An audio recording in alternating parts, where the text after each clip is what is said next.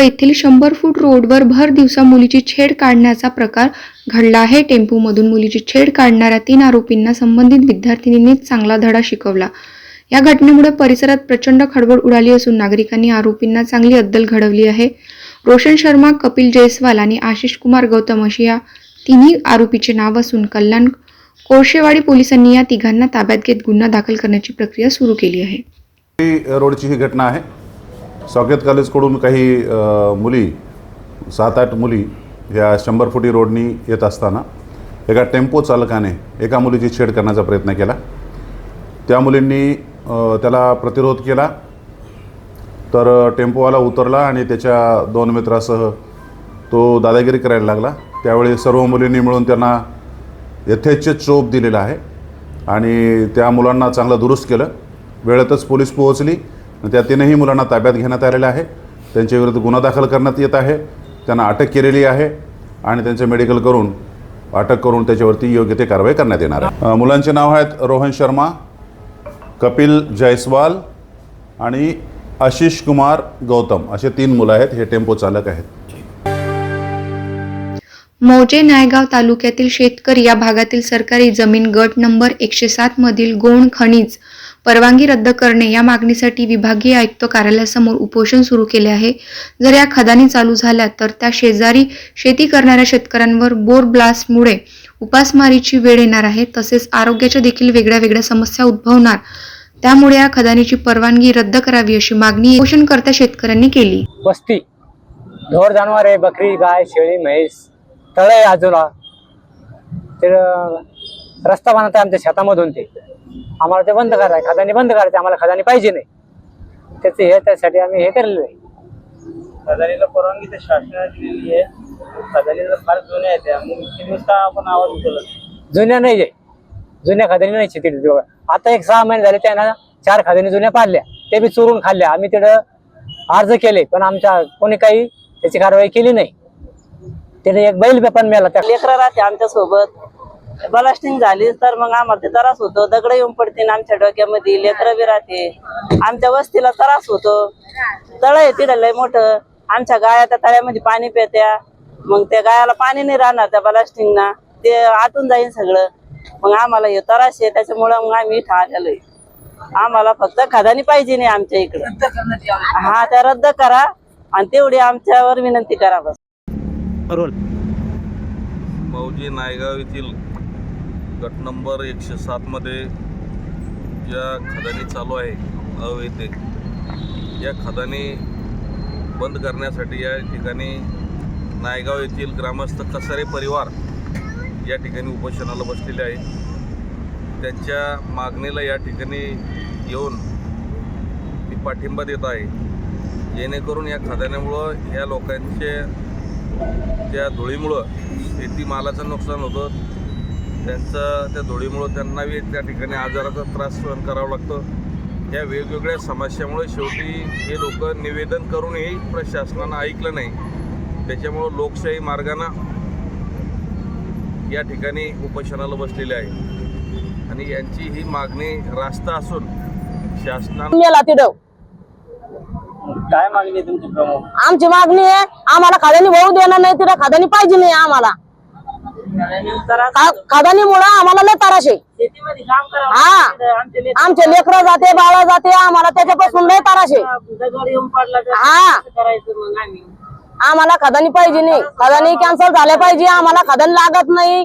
खदानी पासून आमच्या वाला भरपूर हे होऊन जायले। आमचं तळ्याचं पाणी सुद्धा आटून जायचे। मग घराचे धराडे गेले आमच्या वाले गरीब लोक। राज्य सरकारने सरसकट दुष्काळ घोषित करून आर्थिक मदत द्यावी। पीक विमा मधील अटी दूर करून पीक विमा त्वरित देण्यात यावा। वैनगंगा ते नळगंगा हा प्रकल्प वैनगंगा नदीपर्यंत न्यावा आणि शेतकऱ्यांना सन्मान निधी 20,000 पर्यंत करावा आणि वन्य प्राण्यांपासून पिकाचे होणारे नुकसानची भरपाई देण्यात यावी। यासह अन्य मागणीसाठी आज भारतीय किसान संघटनेच्या वतीने बुलढाणा जिल्हाधिकारी कार्यालयासमोर 1 दिवसीय धरणे आंदोलन करण्यात आले। शेतकऱ्यांना निवेदन दिलं। आमच्या प्रमुख मागण्या अशा आहेत की आता मागील काही महिन्यात तुम्हाला माहीत आहेच की खूप अतिवृष्टी झाली, पावसामुळे खूप पिकांचं नुकसान झालं, विविध पिकं डुबले। तर त्याबद्दल सरसकट दुष्काळ महाराष्ट्र शासनाने जाहीर करावा पीक विम्याबाबत अडथळे दूर करून शेतकऱ्यांना पीक विमा मिळून द्यावा. जो वैनगंगा ते नळगंगा जो प्रकल्प आहे तो पुढे पैनगंगेपर्यंत न्यावा आणि शेतकऱ्याला सन्मान निधी हा 20,000 रुपयापर्यंत वाढवून द्यावा. अशा विविध मागण्याकरता आम्ही आज हे आंदोलन करत आहोत. वन्य प्राण्यांचाही सुद्धा खूप त्रास आहे. भिवंडी तालुक्यातील पडघा येथे महाराष्ट्र नवनिर्माण सेना भिवंडी लोकसभा क्षेत्रात कार्यकर्ता मेळावा संपन्न झाला. या मेळाव्यात भिवंडी तालुक्यातील मनसेचे अनेक कार्यकर्ते उपस्थित होते. मागील निवडणुकीत आम्हाला यश आले नाही. सर्व पदाधिकाऱ्याबरोबर बैठकी झाल्या. भिवंडी असेल, शहापूर असेल, भिवंडी तालुका असेल, या भागात कशी कामे केली गेली पाहिजे. येणाऱ्या महानगरपालिका निवडणुकी पंचायत समिती निवडणुकीला मनसे पूर्ण ताकदीने समोर जाणार आहे. राज ठाकरे या नावाच्या बळावर जिल्हा परिषद व पंचायत समितीत मोठं यश मिळू अशी आम्हाला खात्री असल्याची प्रतिक्रिया अविनाश जाधव यांनी दिली.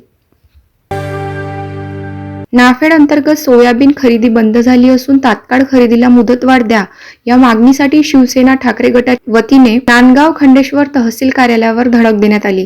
नाफेड मार्फत हमीभावाने खरेदी करण्यात येत असलेल्या सोयाबीन खरेदीची मुदत 12 जानेवारी रोजी संपली असून शासनाने खरेदी बंद केली. मात्र ऑनलाईन नोंदणी न झालेल्या 4,000च्या वर तालुक्यातील शेतकऱ्यांचे सोयाबीन खरेदी करणे बाकी आहे. हमीभाव आणि बाजारभावात प्रति क्विंटल 1,000च्या वर तफावत असल्याने शेतकऱ्यांचे प्रचंड आर्थिक नुकसान होणार आहे. त्यामुळे शेतकरी चिंतेत सापडला असून शेतकऱ्यांचे खरेदी विक्री संस्थेकडे प्राप्त झालेल्या अर्जांची ऑनलाईन नोंदणीला व सोयाबीन खरेदीला सुद्धा मुदतवाढ देण्यात यावी अशी मागणी करत भाजप सरकार विरोधात प्रचंड नारेबाजी करून शिवसेना ठाकरे गटाने शेतकऱ्यांसह तहसील कार्यालयावर धडक दिली आहे. नाफेड अंतर्गत सोयाबीन खरेदी सुरू होती आणि त्याची 12 जानेवारीपर्यंत अंतिम मुदत होती. परंतु फार धीम्या गतीनं सोयाबीन खरेदी केल्या गेलं. या शासनाच्या काळात, या भाजप आणि शिंदे फडणवीस सरकारच्या काळामध्ये धीम्या गतीनं खरेदी केल्यामुळे जवळपास 50% शेतकरी 6-6.5 हजाराच्या वर शेतकरी अद्यापही सोयाबीनच्या खरेदीपासून वंचित आहे. बाजारभाव जर बघितले आणि हमीभाव जर बघितले तर प्रति क्विंटल मागं 1,500 ते 2,000 रुपयाचा डिफरंट असल्यामुळे शेतकऱ्यांचे आर्थिक नुकसान होणार आहे. त्यामुळे या शासनाने, या सरकारने तात्काळ नाफेड खरेदीचे मुदतवाढ देण्यात यावी, अन्यथा शिवसेना उद्धव बाळासाहेब ठाकरे पक्षाच्या वतीनं रास्ता रोको आंदोलन छेडण्यात येईल.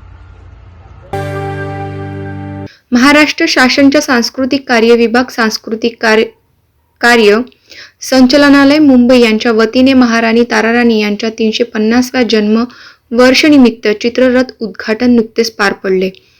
कोल्हापुरातील राजश्री छत्रपती शाहू महाराज समाधीस्थळ परिसरात हा उद्घाटन सोहळा आयोजित करण्यात आला होता.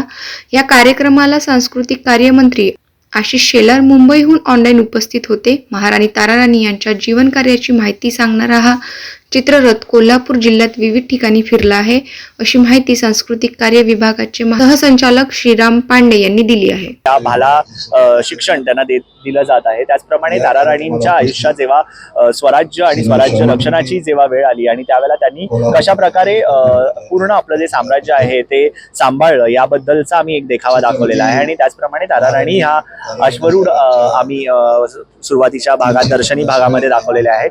संपूर्ण देखाव्यामध्ये ताराराणींच्या आयुष्यातले विविध प्रसंग आम्ही चित्राच्या माध्यमातून, कटआउट्सच्या माध्यमातून दाखवायचा प्रयत्न केलेला आहे. त्याचप्रमाणे पूर्ण जे देखावा आहे हा पर्यावरणपूरक आहे.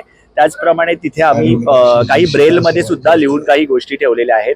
हा पूर्ण देखावा करण्यासाठी सांस्कृतिक कार्य संचालनालय जे आपलं आहे मुंबईचं, महाराष्ट्र शासनाचं, त्यांनी पूर्ण ह्यासाठी सहयोग दिलेला आहे. आणि मी माननीय मंत्री आशिष शेलार यांचा आभार मानतो, कारण त्यांच्या संकल्पनेतनं या सगळ्या गोष्टी घडलेल्या आहेत. संस्कृती युवा प्रतिष्ठान आणि सांस्कृतिक कला महोत्सव संघ यांच्या वतीने 11व्या वार्षिक विहंग संस्कृती कला महोत्सवाचा सांगता समारंभ मुख्यमंत्री देवेंद्र फडणवीस यांच्या उपस्थितीत मोठ्या धूमधामात पार पडला. मुख्यमंत्री देवेंद्र फडणवीस यांनी यावेळी कार्यक्रमाला संबोधित करताना सांगितले की संस्कृती कला महोत्सवाच्या माध्यमातून ठाणेकरांना त्यांच्या रुचीप्रमाणे विविध कला आणि संस्कृतीचा आनंद घेता येतो. मुख्यमंत्र्यांनी मकर संक्रांतीच्या शुभेच्छा देताना नवीन वर्ष सुरू झाल्याबद्दल सर्वांना सुखी, समाधान आणि आनंदाची कामना केली. आयोजित करतात आणि ठाणेकरांकरता एक अतिशय चांगली सांस्कृतिक मेजवानी या निमित्ताने सर्वांना मिळते.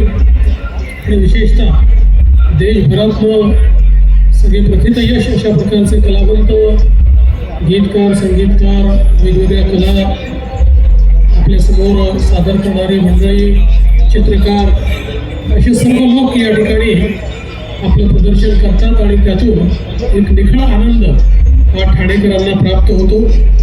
आज रणजित रेलवाडा यांचं या ठिकाणी भजन गायन चाललेलं आहे, सूफी गायन देखील चाललेलं आहे. त्यांनाही मी मनापासून शुभेच्छा देतो. मैं आपका भी बहुत बहुत स्वागत करता हूँ, आपको बहुत शुभकामनाएं देता हूँ. या कार्यक्रमालाही खूप खूप या ठिकाणी शुभकामना देतो. खंडणी प्रकरणातील आरोपी वाल्मिकी कराड्याची सीआयडी कोठडी आज संपली असून केज न्यायालयात त्याला हजर केले जात आहे. बीड शहर पोलीस ठाण्यातून सीआयडीने कराडला केज न्यायालयाकडे नेले आहे. 31 डिसेंबर रोजी केज न्यायालयात वाल्मिकी कराडला हजर केले असताना न्यायालयाने 14 दिवसाची पोलीस कोठडी सुनावली होती. आज ही कोठडी संपली असून पुन्हा न्यायालयात हजर केले जात आहे.